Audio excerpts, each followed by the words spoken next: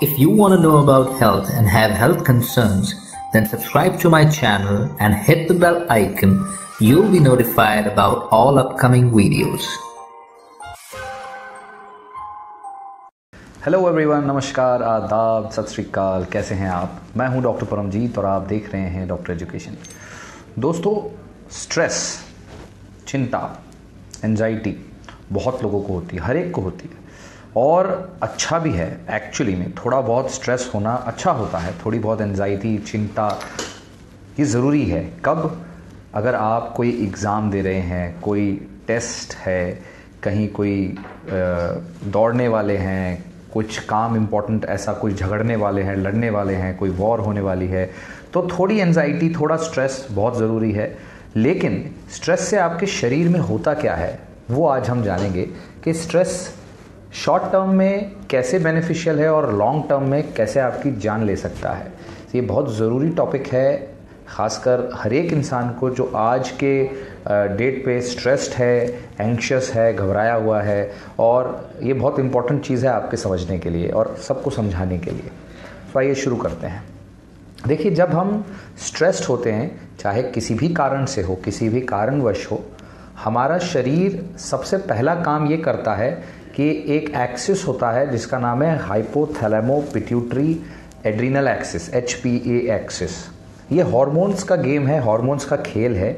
और हमारा शरीर जैसे ही स्ट्रेस में आता है, शुरुआत ही उसकी इस तरह होती है कि ये एक्सिस एक्टिवेट होता है और एड्रिनल ग्लैंड से, आपकी किडनी के ऊपर जो ग्लैंड है, एड्रिनल ग्लैंड, जिसको हमने स्टीरॉयड वाले सेक्शन में फुल डिटेल में समझाया है, अगर आपने वो वीडियो नहीं देखा तो आप देख सकते हैं, वहाँ से हार्मोन सिक्रीट होते हैं। नंबर 1 हार्मोन जो सिक्रीट होता है वो है कॉर्टिसोल।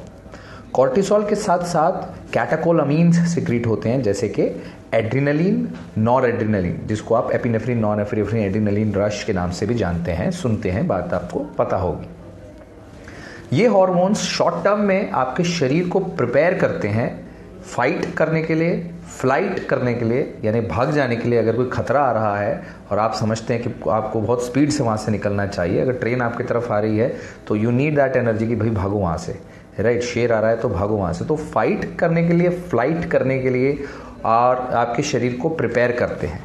इसमें ये जो हॉर्मोन्स है, इसकी एक पूरी कैस्केड है, एक से दूसरा, दूसरे से तीसरा स्टिमुलेट होता है और मल्टीपल चीज़ें स्टिमुलेट होके बॉडी के अंदर बहुत सारे साइटोकाइंस भी स्टिमुलेट होते हैं, जो कि आपको इंजरी हो जाने के बाद, मान लीजिए आपकी इंजरी हो जाती है, हीलिंग में भी हेल्प करते हैं। तो injury healing, injury prevention, infection prevent करते हैं, आपके शरीर को एक तरीके से प्रिपेयर कर लेते हैं किसी भी प्रकार के खतरे के लिए। ये स्ट्रेस में एक्यूट रिस्पॉन्स, इसलिए स्ट्रेस शॉर्ट टर्म में बेनिफिशियल होता है। शॉर्ट टर्म यानी कुछ वक्त के लिए, थोड़ी देर के लिए। लेकिन जैसे जैसे अगर आप क्रोनिकली बार बार रिपीटेडली स्ट्रेस्ड होंगे, बार बार चिंतित होंगे, हर रोज़ चिंतित होंगे या बीच बीच में कभी कभी या ज़्यादातर चिंतित रहेंगे, या स्ट्रेस जब लंबा हो जाता है, प्रोलॉन्ग्ड स्ट्रेस हो जाता है, तब क्या होता है, ये सबसे ज़रूरी है जानने वाली बात। देखिए, जब ये कॉर्टिसोल हार्मोन और साइटोकाइंस, एड्रिनलिन, एपिनेफ्रिन, ये सारे हार्मोन आपके शरीर को जिस तरह प्रिपेयर करते हैं, कैसे प्रिपेयर करते हैं? नंबर 1, ये आपकी दिल की धड़कन बढ़ाते हैं, ये आपका ब्लड प्रेशर बढ़ाते हैं, ये आपके खून के अंदर शुगर और फैटी एसिड्स की मात्रा बढ़ाते हैं, ताकि आपके पास एनर्जी रहे, ताकि आपका हार्ट जैसे गाड़ी के एक्सेलरेटर दबा हुआ रहे, ताकि आप भाग सको या फाइट कर सको या फ्लाइट कर सको। लेकिन ये प्रिपरेशन वाला फेज़, यही एक्टिवेटेड फेज़ अगर आपके शरीर में लगातार रहेगा या ज़्यादातर रहेगा तो ये अच्छा नहीं है। क्यों अच्छा नहीं है? ज़्यादा ब्लड प्रेशर, ज़्यादा हार्ट रेट आपको ब्लड प्रेशर की बीमारी कर देगा, नंबर 1। आपके हार्ट के ऊपर अच्छा नहीं है। ज़्यादा शुगर रहेगा, ज़्यादा फैट रहेगा खून के अंदर, तो क्रोनिकली आपके हार्ट के अंदर बीमारी बनाना, हार्ट अटैक जैसी बीमारी, कोलेस्ट्रॉल बढ़ाना और कोलेस्ट्रॉल डिपॉजिट होने वाली बीमारी, स्ट्रोक जैसी बीमारी का चांसेस बढ़ जाते हैं। यहाँ तक कि ये कॉर्टिसोल क्रोनिकली जब आ जाता है तो कॉर्टिसोल से क्या होता है कि आपके खून की नसों की एंडोथीलियल लाइनिंग, यानी खून की नसों की अंदर की लाइनिंग भी डैमेज होती है और वहाँ पर कोलेस्ट्रॉल का डिपॉजिशन ज़्यादा तेज़ी से होता है। ये एक बहुत बड़ा कारण है, इसलिए स्ट्रेस हार्ट अटैक का बहुत बड़ा कारण है। जो लंबे समय में आपको दिक्कत देता है, आपकी जान भी ले सकता है। जी हाँ, हार्ट अटैक, स्ट्रोक जानलेवा बीमारियां हैं। कई लोग कहते हैं हमने कोई गलत काम नहीं किया, हम सिगरेट नहीं पीते, हम कुछ नहीं करते, लेकिन हमें हार्ट अटैक क्यों? वो ये स्ट्रेस फैक्टर को नज़रअंदाज कर लेते हैं। ये बहुत बड़ा फैक्टर है।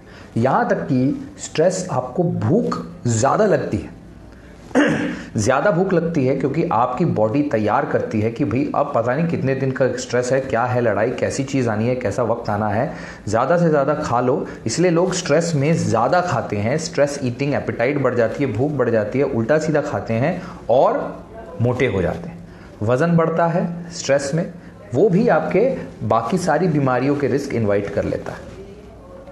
यहाँ तक कि ये तो चलो एक लॉन्ग टर्म बात हुई, लेकिन आपके ब्रेन से आपके इंटेस्टाइन का एक कनेक्शन है जिसे ब्रेन गट कनेक्शन कहते हैं, और इसके एक्टिवेशन से, बार बार एक्टिवेशन से, स्ट्रेस से कई लोगों को उस स्ट्रेसफुल सिचुएशन में पेट की प्रॉब्लम्स होने लगती है, कॉन्स्टिपेशन होता है, किसी को लूज मोशन होता है, किसी को मरोड़े आने लगती हैं। ये प्रॉब्लम बहुत कॉमनली, जिसे हम IBS कहते हैं, इरिटेबल बाउल सिंड्रोम कहते हैं, बहुत कॉमन है, स्ट्रेस की वजह से होती है। तो स्ट्रेस की वजह से IBS भी होता है, पेट में गड़बड़ भी होती है, और यहाँ तक कि आपके जीवन, आपकी लाइफ भी छोटी हो जाती है। लाइफ कैसे छोटी होती है? एक आपके DNA के अंदर, DNA में जो आपके जितने भी सेल्स हैं उनकी एक पर्टिकुलर लाइफ होती है, और वो उस लाइफ के बाद रिप्लेस हो जाते हैं, रेप्लिकेट हो जाते हैं, एक से दूसरा बना के वो नया सेल आ जाता है। ये ज़्यादातर आपके बॉडी में ऐसे हर एक सेल्स में रीजनरेशन कैपेसिटी होती है, और ये रीजनरेशन करने के लिए DNA के अंदर जो जीन्स है, जीन्स में एक टीलोमर का लेंथ होती है, टीलोमर नाम का एलिमेंट होता है जिसकी लेंथ होती है। वो लेंथ हर बार जब वो डिवाइड होता है तो शॉर्ट होती जाती है, इसलिए आपकी एक एक्सपायरी डेट है। इसलिए आप कोई 60 साल, कोई 80, कोई 100 साल के आसपास ही जीता है, और ये लेंथ जो है टीलोमर की स्ट्रेस से कम होती जाती है। अगर ये टीलोमर की लेंथ आपके DNA में लेंथ कम होती जाएगी तो अल्टीमेटली आपकी इफेक्टिव लाइफ स्पैन कम होती जाएगी, आपकी उम्र जल्दी बढ़ेगी। तो सोचिए कितनी सारी प्रॉब्लम है सिर्फ एक स्ट्रेस से। और ये इतना काफ़ी नहीं था, बल्कि स्ट्रेस से और भी चीज़ें होती हैं, और भी सिम्टम होते हैं। आपको एक्नी हो सकता है, आपके हेयर लॉस हो सकते हैं, आपको sexual dysfunction, erectile dysfunction, loss of libido, sexual इच्छा मर जाना, सर में दर्द होना, मसल्स में दर्द होना, आपका कंसंट्रेशन कम हो जाना, आपको थकान रहना, इरिटेबिलिटी रहना, नींद नहीं आना, इतनी सारी चीज़ें हो सकती है सिर्फ और सिर्फ स्ट्रेस से, सिर्फ चिंतित रहने से। और ये स्ट्रेस किसी भी चीज़ का हो सकता है, काम का, पढ़ाई का, रिलेशनशिप का, किसी भी चीज़ का स्ट्रेस यही सब करता है। और क्रोनिकली क्या करता है? दिमाग को इफेक्ट करता है। दिमाग को कैसे इफेक्ट करता है? आपके दिमाग में एक अमिगडाला नाम का जगह है जिसको नाम एमिगडाला। एमिगडाला क्या है? ये आपका फियर सेंटर है और एंगर सेंटर है। आपको गुस्सा और आपको डर उसके वजह से लगता है, और जैसे जैसे आपका क्रोनिक स्ट्रेस बढ़ता रहता है, स्ट्रेस के वजह से ये अमिगडाला का साइज बढ़ता है। तो इसीलिए जिन लोगों को चिंता, स्ट्रेस ज़्यादा रहती है, उनके अंदर डर पैदा होता है, उनके अंदर गुस्सा पैदा होता है, क्योंकि फियर और एंगर वाला सेंटर अमिगडाला बड़ा होता रहता है। और जो आपका सोचने विचारने का सेंटर है, लर्निंग सेंटर है, जो ज्ञान लेने का, जो दिमाग में मेमोरी का सेंटर है, हिप्पोकैम्पस, वो छोटा होता है। वो हिप्पोकैम्पस आपका छोटा होता जाता है स्ट्रेस की वजह से। हिप्पोकैम्पस वो है जो हिप्पोकैम्पस ये HPA एक्सिस को भी कंट्रोल करता है। Hippocampus hypothalamus pituitary adrenal axis को कंट्रोल करता है स्ट्रेस रिस्पॉन्स के लिए। और जैसे जैसे हिप्पोकैम्पस छोटा होता जाता है, आपका स्ट्रेस पर ये रिस्पॉन्स, कोर्टिसोल बनाना, HPA एक्सिस भी कम होता जाएगा। यानी धीरे धीरे धीरे धीरे आप स्ट्रेस के साथ साथ तैयारी जो है उसकी कम होती जाएगी। यानी आपकी लड़ने की क्षमता, आपकी इवन इम्यूनिटी कम होती जाएगी, और आगे चल के आप डरपोक या डिप्रेस्ड या लेस इम्यूनिटी वाले लोग बनते जाओगे स्लोली ओवर टाइम। ये बहुत बड़ा फैक्टर है। यहाँ तक कि क्रोनिक स्ट्रेस से आपके दिमाग में जो साइनेप्टिक कनेक्शंस हैं वो स्लो होते जाते हैं, और ब्रेन का प्रीफ्रंटल कॉर्टेक्स, यानी ब्रेन का सामने का पार्ट जो प्रीफ्रंटल कॉर्टेक्स है, जिससे आपकी बिहेवियर, जिससे आपकी सोचने की क्षमता, जजमेंट करने की क्षमता, आपका कंसंट्रेशन और आपके एक्चुअल जो सोचने विचारने का डिसीजन मेकिंग वाली क्षमता है वो कम हो जाती है। इसीलिए जो क्रोनिकली स्ट्रेस्ड होते हैं वो आगे चल के उनको गुस्सैल नेचर, इरिटेशन, ये सब ज़्यादा हो जाता है। प्रीफ्रंटल कॉर्टेक्स भी कम होते जाता है और वो डिप्रेशन और अल्जाइमर्स डिजीज़ की तरफ बढ़ते जाते हैं। तो ये सब होता है आपके अंदर सिर्फ स्ट्रेस से, सिर्फ टेंशन लेने से। तो क्या करें? स्ट्रेस ना लें। कैसे ना लें? देखिए, लाइफ है, सबको टेंशन होगा, सबको स्ट्रेस होगा, सबको आएगा, लेकिन स्ट्रेस आना बीमारी नहीं है। आप स्ट्रेस में कैसे रिस्पॉन्स करते हैं, आप उसको कैसे मैनेज करते हो, वो मैटर करता है।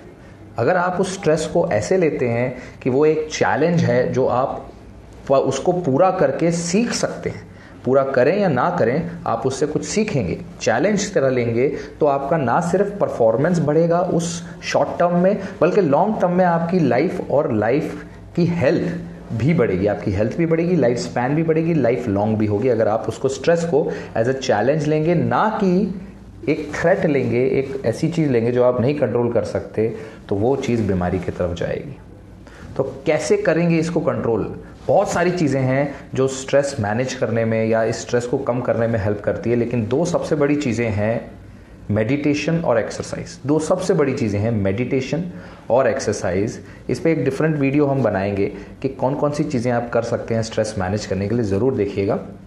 खैर, बहरहाल ये वीडियो आज हम इतना ही बता रहे हैं। आई होप आपको समझ आया, आई होप आपको सही लगा वीडियो, अच्छा लगा वीडियो। इसको शेयर ज़रूर करिए, लाइक करके बताइए, नीचे लिख के बताइए आपको क्या समझ आया, क्या नहीं अच्छा लगा, क्या अच्छा लगा, और ज़रूर इसको शेयर करिए, लोगों को बताइए। And make sure to follow this channel. I am doctor Paramjeet, आप देख रहे हैं doctor education. Stay connected, stay healthy, stay less stressed. Take care.